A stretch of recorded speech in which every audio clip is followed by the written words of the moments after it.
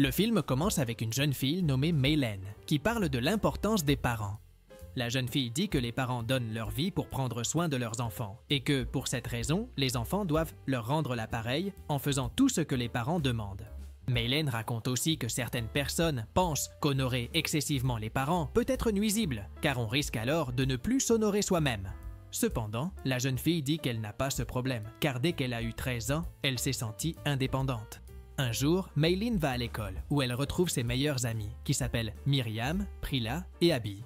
Ensemble, elles participent à diverses activités en classe. Mais comme Maylen est une intello, les autres la trouvent un peu étrange.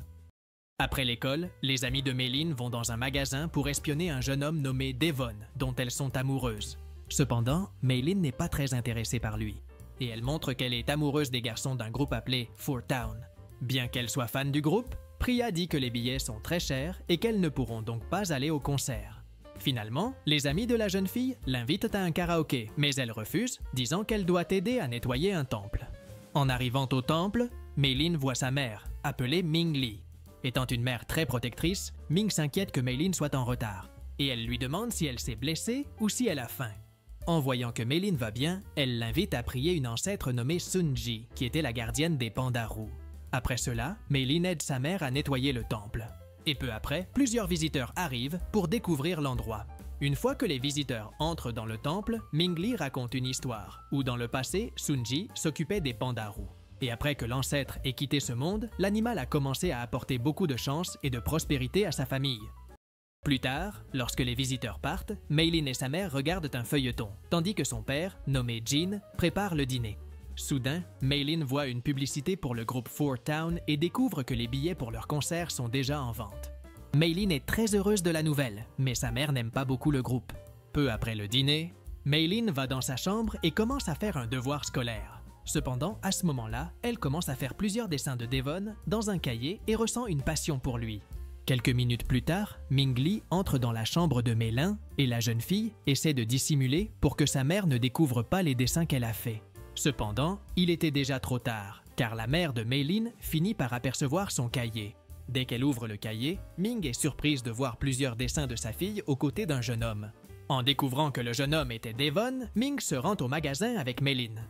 Et en le voyant, elle l'insulte, disant que c'est lui le responsable des dessins de sa fille.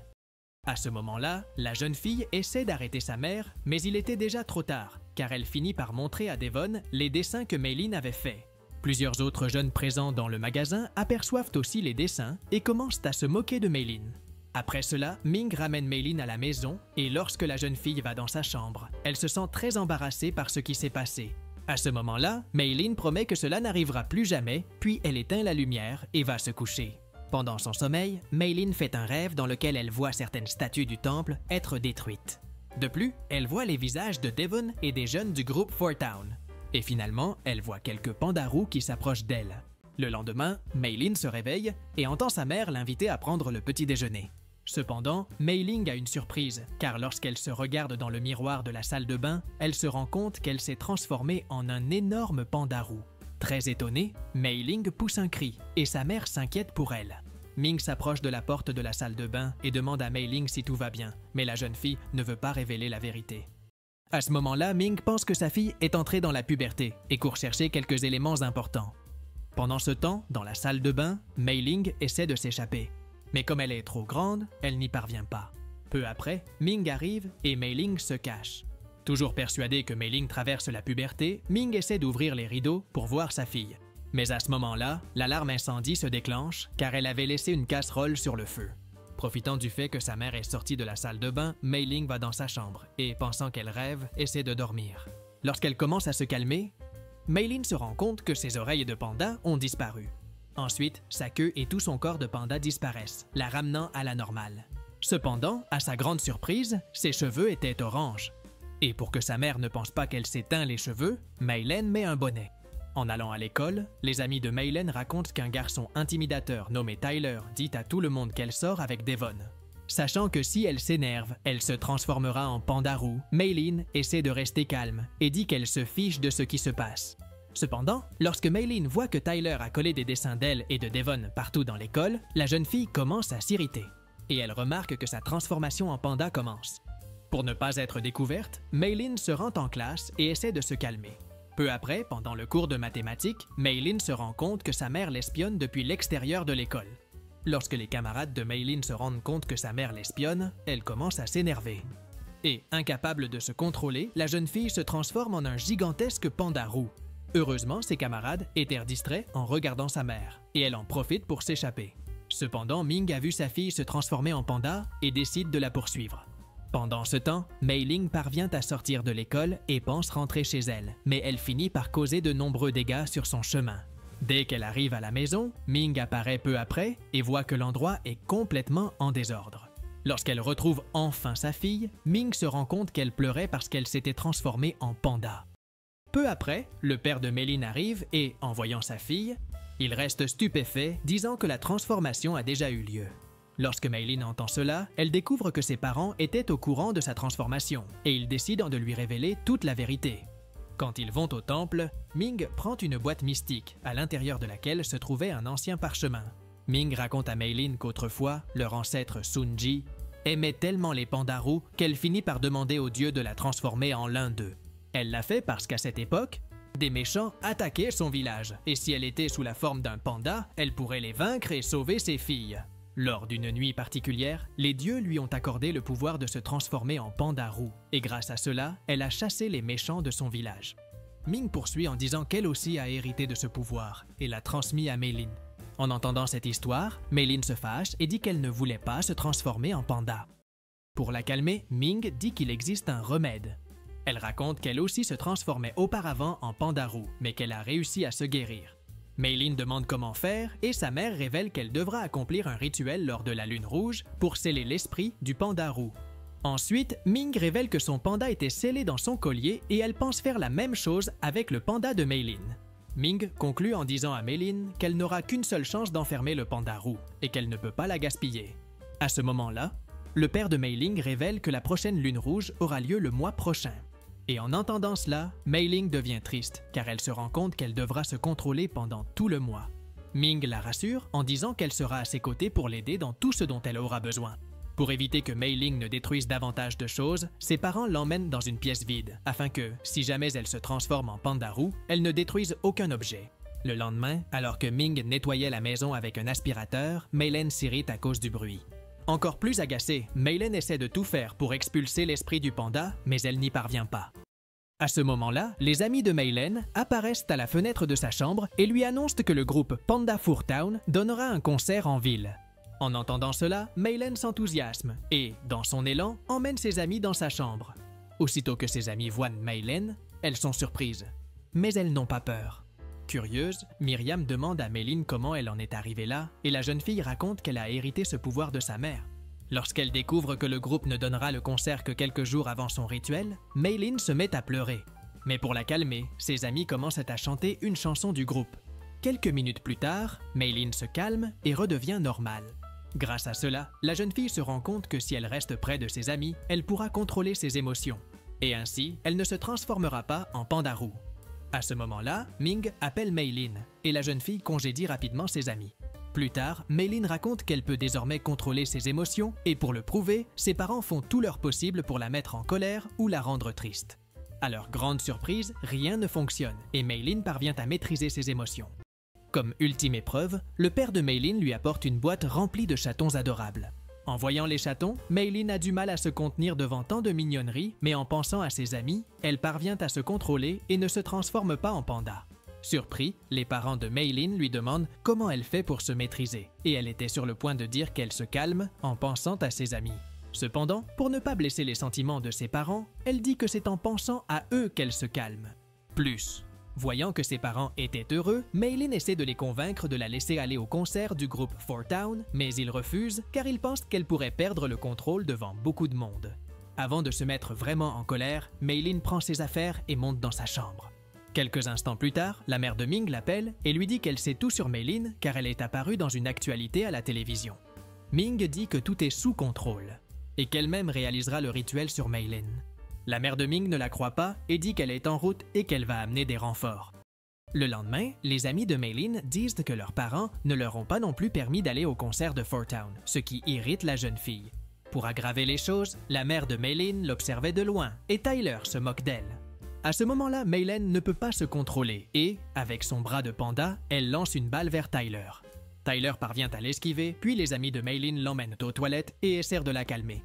Une fois calmée, les amis de Maylin élaborent un plan et envisagent de sortir de la maison sans que personne ne s'en rende compte pour aller au concert.